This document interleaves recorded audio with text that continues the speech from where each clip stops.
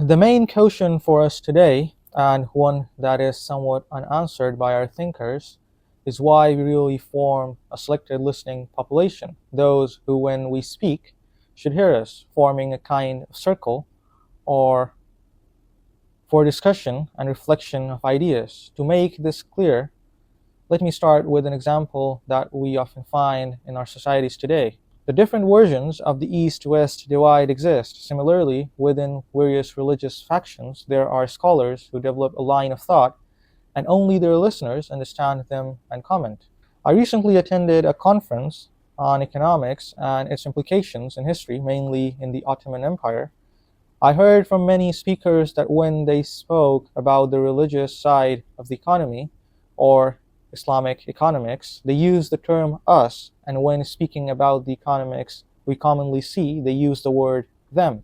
Now, the division between us and them seems to me a bit odd. Even those who believed that religious sciences were deformed by modernity face the challenge that all modern ideas were in fact based on older ideas that can be found in religious sciences. In other words, what we call ours and theirs is nothing but a modern way of drawing distinctions between unfamiliar groups. By drawing this, we generally miss the point of speaking the truth, which should have no influence from political or group feelings. The idea of us and them finally leads to something that many of us do not understand. It makes both the authority and the people listening to the authority mere symbols, just like many others. And the ideas that are worth discussing openly find themselves overshadowed by such ideologies. In this way, we create a selected society to listen to us, and within this selected group of individuals, the speaker grants himself the title of thinker and gathers listeners around him. The existence of divided subject-wise thinking is present in our society. For example, a history student may not know anything about economics. This is not ideal, but it is also not too problematic to some extent, and I am not going to discuss this further as I mentioned earlier. But if something that is said is true, then it should not belong to us or them. It should be acknowledged on its own. So maybe we have political standards that influence us, or maybe religious ones, but the ethical standard that we find from divine grace is that truth is open and for everyone, and it will always have the upper hand. There is no historical superiority in this.